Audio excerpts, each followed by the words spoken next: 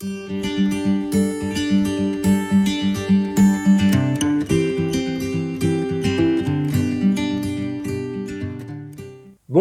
bienvenue une nouvelle fois à ce café à la fois, un temps que nous voulons prendre autour du Seigneur, autour de sa parole, afin qu'il suscite en nous la foi en Jésus-Christ. Alors que le Seigneur vous bénisse, qu'il nous parle et qu'il nous conduise pour sa gloire à lui et pour notre paix aussi, bien entendu. Alléluia. J'aimerais lire avec vous tout à nouveau ce texte dans l'évangile de Marc au chapitre 10, des versets 6 à 9. Jésus dira, au commencement de la création, Dieu fit l'homme et la femme. C'est pourquoi l'homme quittera son père et sa mère et s'attachera à sa femme, et les deux deviendront une seule chair. Ainsi, ils ne seront plus deux, mais ils seront une seule chair. Que l'homme donc ne sépare pas ce que Dieu a joint. Amen. Alléluia. Alors, nous sommes dans cette thématique de nous poser cette question que les religieux viennent poser au Seigneur.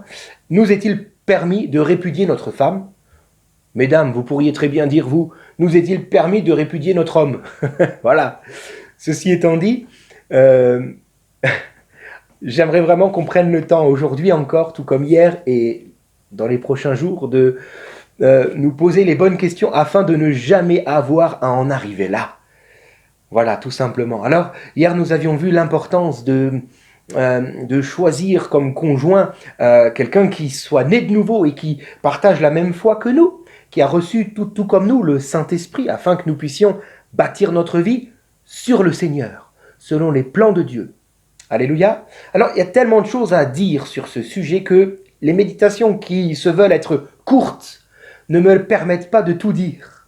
Donc, si hier j'ai insisté sur le fait qu'il ne faut surtout rien faire sans avoir d'abord l'approbation divine sur notre relation, j'aimerais aujourd'hui quand même appuyer aussi que s'il n'y a pas l'amour, alors ne faisons rien. Surtout pas. Je pense par exemple à... je ne sais pas si c'est une histoire vraie, mais ça pourrait l'être, donc je peux vous en parler. Un jour, un chrétien va voir une sœur dans l'église en disant « Oh, le Seigneur m'a montré que tu seras mon épouse, il m'a confirmé, tu seras mon épouse. » Et cette femme, qui vient tout juste de sortir d'un temps difficile de séparation avec quelqu'un, va être super heureuse, super contente de se dire enfin quelqu'un s'intéresse vraiment à moi et Dieu est là aussi, alléluia. Ils vont se marier et puis quelques temps après elle voudra divorcer parce qu'en fait il n'y avait pas l'amour. C'est quoi l'amour ? Vous lirez Cantique des Cantiques chapitre 4 versets 9 à 11 et vous comprendrez, l'amour c'est le cœur qui bat à 100 à l'heure. L'amour c'est les mains qui sont moites. L'amour, c'est quand on est devant la personne, on se met à bégayer, on devient tout rouge, on transpire, il n'y a plus rien qui va. L'amour, c'est quand on ne peut s'empêcher de penser à cette personne dont Dieu nous donne de l'aimer. Parce que j'aimerais vous dire quelque chose de très important. Et c'est valable dans toutes les sphères de la vie chrétienne, mais particulièrement aujourd'hui pour le couple, pour le mariage. Lorsque Dieu nous demande de faire quelque chose, il nous donne toujours la semence pour l'accomplir.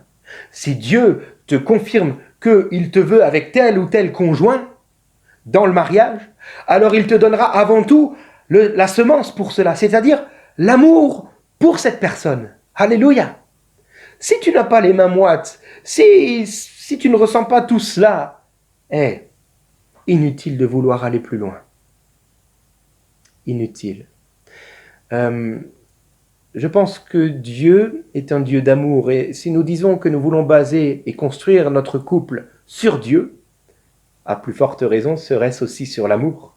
Vous ne croyez pas ? Et combien j'aimerais aujourd'hui dire à mon épouse que je t'aime. Je t'aime depuis qu'on s'est rencontrés. On s'est rencontrés il y a 19 ans et aujourd'hui, ça fait 13 ans que nous sommes mariés. Et je t'aime toujours autant. Alors, c'est un amour qui a un petit peu changé, c'est vrai, mais l'amour est toujours là. Combien je t'aime pour qui tu es et pour tout ce que tu fais, pour tout le bonheur que tu m'offres. Sois bénie, Véronique. Et pardon pour toutes les fois où je ne sais te montrer mon amour, mais il est là. Voilà. Que Dieu te bénisse, qu'il te fortifie et qu'il te donne toujours de m'aimer plus. Alléluia. Alors, justement, Je viens juste de le dire, mais comprenons quelque chose de très important aussi. Si le couple est appelé à se bâtir sur l'amour, une fois que nous sommes mariés, voilà, comment faire pour éviter le divorce, hein? Comment faire pour éviter les disputes même, et tout cela. Bon, il y en aura toujours des disputes, c'est normal, hein? C'est la vie, c'est comme ça. Voilà, quand on se confronte l'un à l'autre, eh ben, à un moment donné, les angles commencent à s'arrondir, et puis on s'emboîtera mieux ensuite. Comprenez? Bon, ceci étant dit, une fois qu'on est marié, oui, le sentiment de l'amour peut commencer à diminuer. C'est comme notre rapport avec le Seigneur. Nous l'aimons de tout notre cœur lorsque pour la première fois il se présente à nous. On pourrait tout lui donner.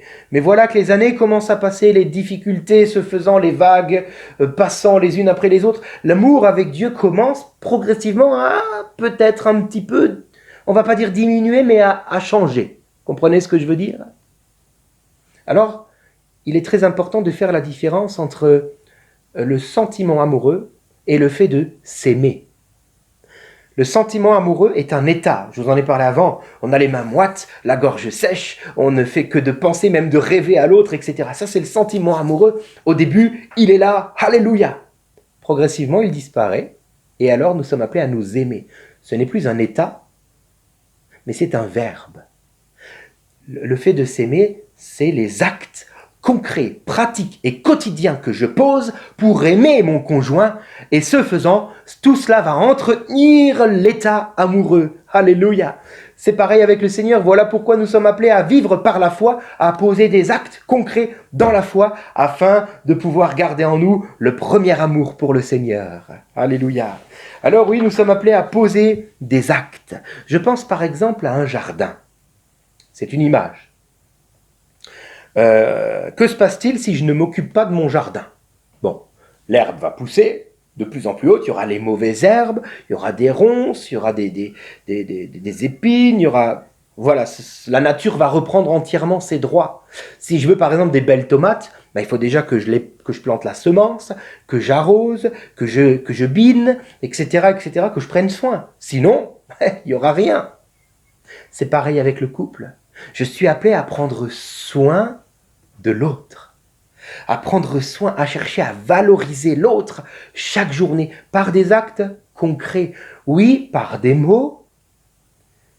Si tu es en couple, quand était-ce la dernière fois que tu as dit à l'autre que tu l'aimais? Par des mots, mais au-delà des mots même, par des actes concrets. Alléluia. Par des actes. Et là, je bénis encore plus mon épouse, parce que combien, et là je me repens, combien je peux manquer d'actes concrets avec elle. On est tellement occupé avec les enfants, avec le travail, etc., etc. Oui, mais il n'y a pas d'excuse. Je suis appelé à prendre soin de mon conjoint, à lui montrer combien il est important à mes yeux, chaque journée. Alléluia. Chaque journée. Oui, des études scientifiques, alors je ne sais pas ce que ça vaut, et je ne sais surtout pas comment ils ont pu faire, mais bon. Certaines études disent qu'après 2 ou 3 ans de relation, de mariage, les sentiments amoureux commencent à diminuer. Voilà pourquoi il est vraiment important de poser des actes. Alors ma question est simple. Avons-nous, si je reprends l'image du jardin, avons-nous la main verte avec notre conjoint? Ou avons-nous plutôt peut-être une poigne un petit peu dure? Le Seigneur nous appelle aujourd'hui à avoir la main verte. Alléluia. Alors, nous partagerons certainement dans les méditations à venir des détails un petit peu plus pratiques et quotidiens, comment faire pour avoir cette main verte, pour entretenir l'amour, pour nous aimer concrètement.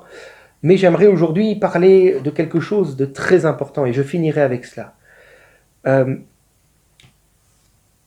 Au-delà d'entretenir mon jardin amoureux, mon conjoint, pour prouver mon amour et pour garder cet état amoureux, je crois qu'il est quelque chose de beaucoup plus important qui prouve que j'aime mon conjoint.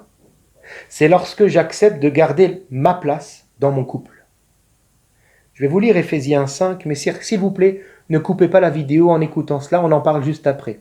Éphésiens 5, versets 22 à 25. Femmes, soyez soumises à vos maris comme au Seigneur, car le mari est le chef de la femme, comme Christ est le chef de l'Église qui est son corps et dont il est le sauveur. Alléluia. Or, de même que l'Église est soumise à Christ, les femmes aussi doivent être soumises à leur mari en toutes choses. Marie, aimez vos femmes comme Christ a aimé l'Église et s'est livré lui-même pour elle. Alléluia. Alors, comprenons ce que ça veut dire. Ça ne veut pas dire du tout que les femmes doivent faire tout ce que les maris vont leur demander. Non. Non. Ah, peut-être que j'ai réussi à vous rattraper. Alors restez avec moi. Lorsqu'il est écrit que les femmes doivent être soumises à leur mari comme au Seigneur, ça veut dire quoi? Ça veut dire que tout comme on est soumis à Dieu, dans une crainte respectueuse de Dieu, les femmes sont appelées à se soumettre à leur mari, à respecter leur mari.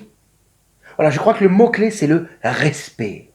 Les hommes ont besoin de se sentir respectés, en particulier par leur épouse. Alors, mesdames, respectez votre mari et vous verrez s'il ne va pas vous aimer différemment. Respectez-le dans ses choix. Cela ne veut pas dire que vous n'avez pas du tout votre mot à dire, mais bien entendu, ce n'est pas ça que je veux dire. Nous sommes appelés à communiquer, à dire les choses. Avec mon épouse, on parle lorsqu'il y a des choix devant nous, on discute. Qu'est-ce que tu en penses? Qu'est-ce que j'en pense, etc. Mais mon épouse me respecte dans ce que moi je pense et dans ce que finalement je pense être le mieux pour nous tous. Et elle accepte aussi sa position de dire, finalement, voilà, tu m'as écouté, moi je t'écoute aussi maintenant, on va faire comme tu diras, parce que tu es mon mari. C'est merveilleux. Vous savez pourquoi? Parce qu'au moment où elle dit ça, elle-même se trouve en paix. Et moi, je l'aime encore plus. De fait, je vais la chérir, je vais l'honorer. Et je vais être rendu capable d'aimer ma femme comme Christ a aimé l'Église. C'est-à-dire un amour agapé, un amour sacrificiel, un amour divin qui se donne à l'autre. Je vais... À ce moment-là, lorsque ma femme me montre tout son respect, je vais avoir envie de l'honorer, de la mettre en valeur, en lumière, quitte à ce que moi, ça me fasse diminuer.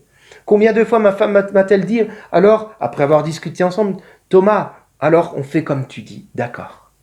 Et ce faisant, moi, j'ai tellement envie de l'honorer, je vais dire, non, c'est bon, on va faire comme toi tu dis, alléluia. Est-ce que vous comprenez? Finalement, lorsque chacun prend sa place et l'accepte, personne ne se sent réduit.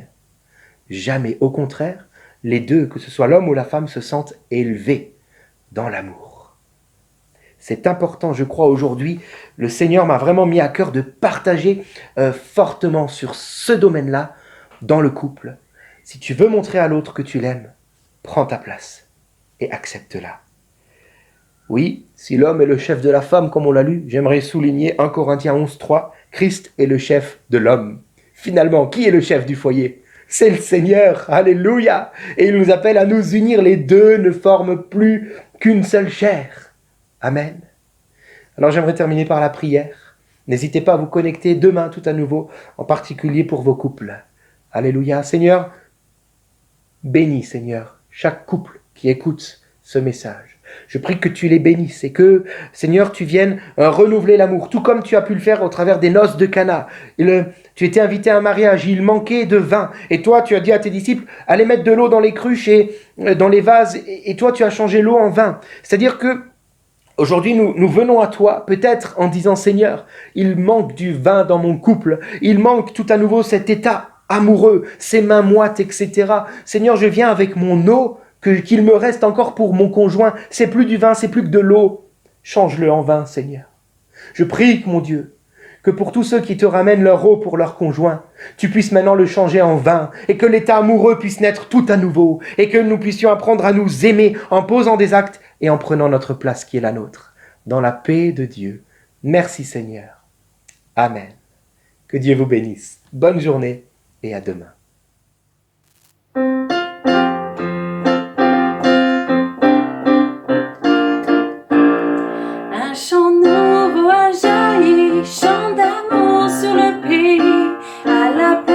Saint-Esprit, nos entrailles ont frémi, notre cœur s'est embrasé à la vue du bien-aimé, il nous a tous appelés.